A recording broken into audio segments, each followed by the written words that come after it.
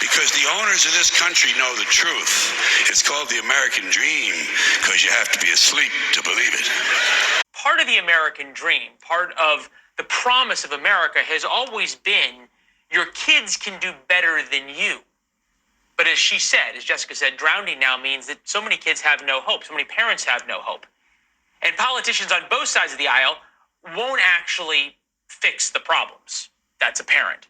Consider this from the Financial Times. In 1985, an average American man working the typical full-time job could support a family of 4 on 40 weeks of income, 40 weeks, and be able to afford a range of nutritious foods, a 3-bedroom house, a comprehensive health insurance plan, a family car, and could save to put both kids through the state university.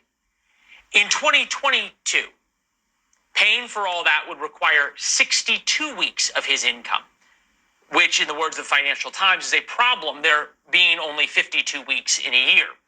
The British dry sense of humor aside, there's a larger issue here. Those extra 10 or 12 weeks of income meant a chance to save, a chance to open a business, a chance to take a vacation. That was the definition of the American dream. That's what made America different than the rest of the world. As we said, the promise that your kids will do better than you.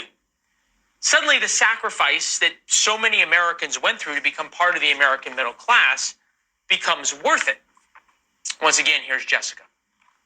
It used to be, upper class, middle class, lower class. It's literally turning into the ultra wealthy, and then everybody else is just poor. As we've been saying for a year now, the ultra wealthy should take notice. This play does not end well for them. You can just ask the Russians or the French. Their revolutions, well, shall we say, did not end up so well for the affluent in either Russia or France. Difficult times. We could even go back to the history of ancient Rome, same result. Yet our leaders in Washington, again on both sides, refuse to even think about dealing with it. The causes of it are clear. The solutions are somewhat painful, but pretty obvious. But the politicians care way more about their own personal political future than all of us, including Jessica and, of course, her kids. So we're going to start with Jessica tonight. It's nice to have you, ma'am. Thank you very much. We appreciate it. When you were talking, I'm just wondering what was on your mind and whether this was partisan and political or whether this was just how you were feeling. I think we've gone beyond political. Our nation is so politically charged they can't hear anything other than their own political party. So I wasn't speaking to politics. I was speaking to parents of children who we've kind of failed inadvertently by telling them if they did what we asked them to do, they would be more ahead than we were, which just is not happening anymore. And I made the video because of my frustration.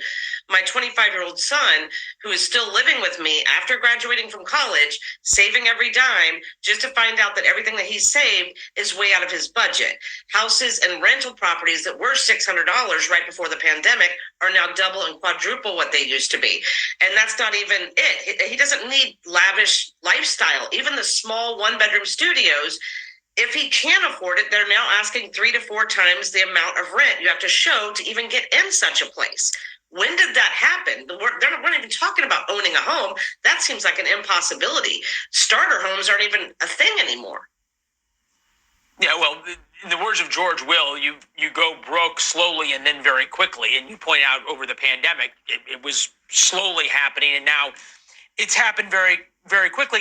Is there something about this? I know you're from Alabama. Is there something about this that's a rural versus urban divide, or a class divide versus, say, a racial one? In my comments, if you read some of the comments, some will want to take it like that, but I want to look at it not by a class divide. I want to look at it as people. People in general are suffering everywhere. Every race is suffering. When you have children or even parents that are now looked down upon because we're considered enablers for keeping our children here past the age of 18, I don't consider it enabling if your child is actually actively trying to help their own future. You're not just giving them everything and expecting nothing in return. And me as a parent became a parent for life, not just for a short amount of time. If my kids are helping themselves, I am there to help support them. What worked for us in 1980s is not working in 2023, and the wages need to keep up with inflation. And we need to stop screaming with either Republican or Democrat and scream, we the people need to see a change.